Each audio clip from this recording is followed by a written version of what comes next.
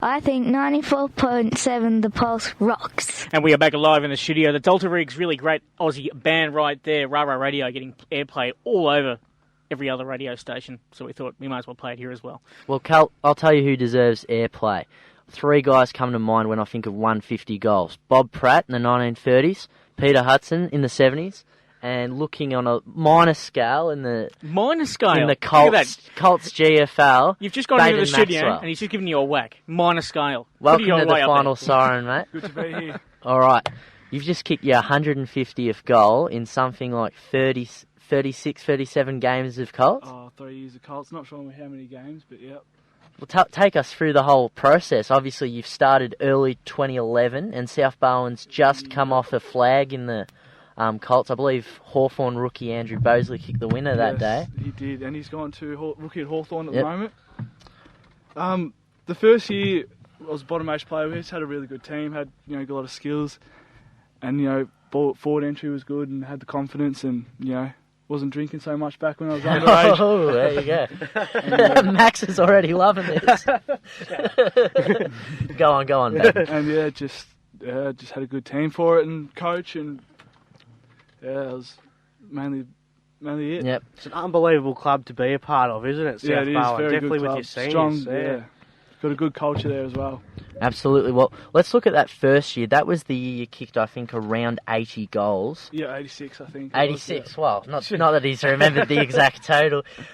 How important was that season for you? How did your team go in terms of finals? That team, that year, I'm not sure if we did make the finals that year or not, but I know we didn't. We were good potential in the grand final for contenders.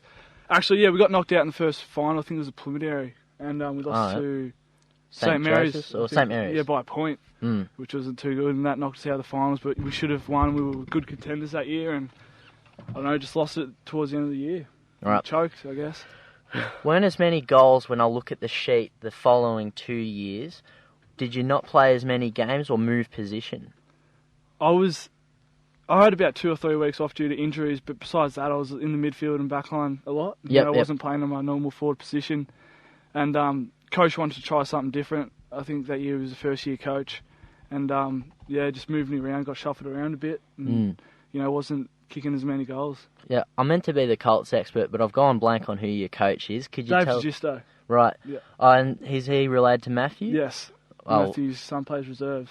Reserves? Well, he's the reigning Brownlow medalist equivalent in the Colts the last League 2 best years. And fairest, 2 League's years. best and fairest. You got better words than me on radio. You're taking over from me next week. But Done. Yeah, that's that, Max. Pencil that in. Don't miss me too much. No, but looking on the last 2 seasons, who have been the most impressive teammates? Obviously, you had a side that had Jay Lever, Andrew Bosley, your Darcy Ford, Jordan Karras. Yeah. Who have been the ones that have filled those, big, benchmarks? Yeah, it probably was when that first year, my first year of 18s was a real strong side with all, Karras and Lever and all that, and Tom Stewart, senior player now for South Barwon. Interleague fullback for Geelong. Yeah, there you go. And just Bosley. Bosley was good to watch. Never got to play a game with him, but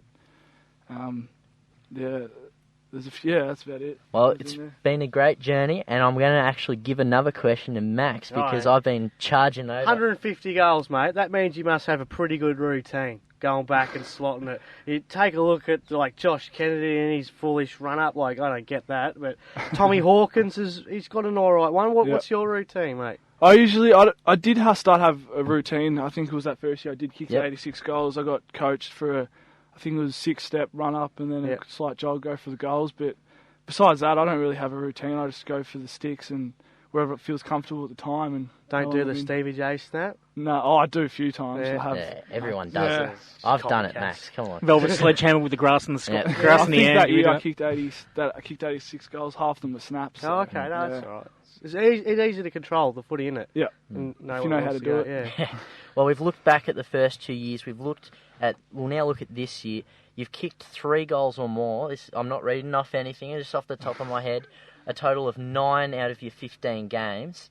And then, of course, the 150th yesterday. Can you take us through it? What part of the match was it? Was there a celebration? Yeah, it was within a minute of the first bounce. Whoa! Get around him. Kicked the first goal, yeah.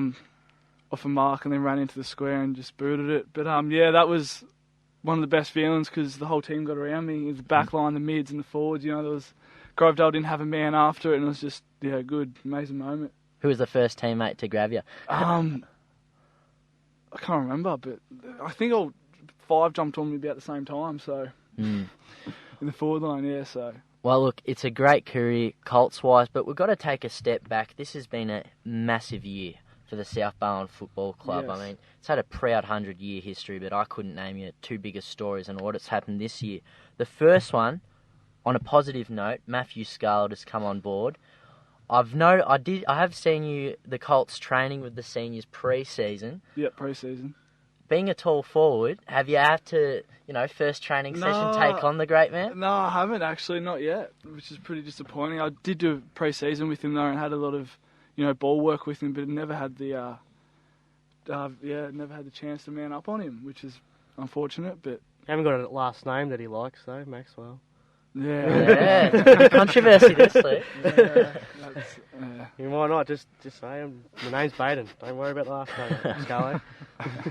Absolutely, and of course, Luke Buckland's also returned to the club, so you got another AFL name.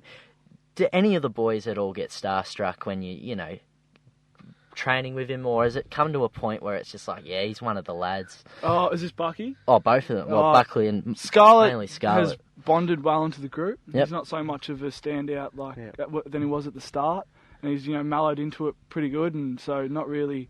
You do when you get to other games and people are like, oh, that's Matthew Scarlett and whatnot, but nah, at South Barwon he's pretty well known and well respected, and people just go along with what he does. Yeah, absolutely.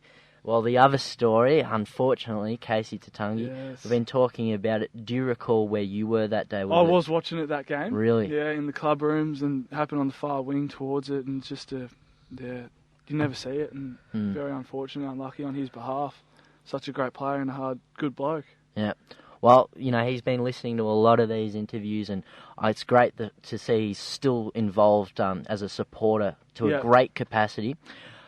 Have you and the boys got together and helped out with all these charity events? Because from what I've heard, the Colts side at South Barwon's done more work for him than they've done on the track. That's probably true. There's been, every week in, week out, people raising money and going around collecting tins at games. And, especially our under-18s group have raised a fair bit of money towards him and every player's put in a fair bit of money.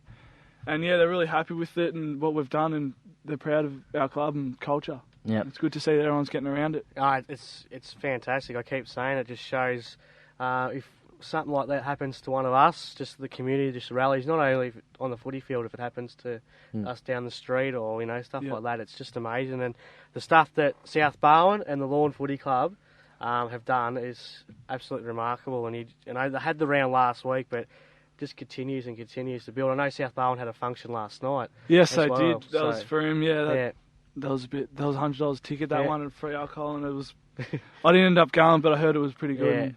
Good culture there, and a few Stevie J and that rocked up. I heard. Oh, awesome! Good. So they had a few Geelong footy players down there celebrating with him. I actually heard it sold out in the first night it was announced, so that's pretty good. I haven't heard that, but probably wouldn't surprise me. All right, well, we'll finish off with just looking at this September.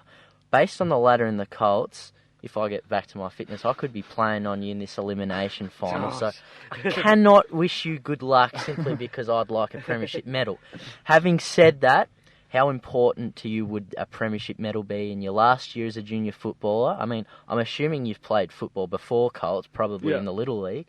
Yep. How important would that medal be, not only for yourself, but for your team and also for the South Barwon Football Club? It'd just be amazing, and we've got the potential to do it. We've got a good group of boys, and we just got to work on some skills, but it would be very important to get that, and I'd love to get another one.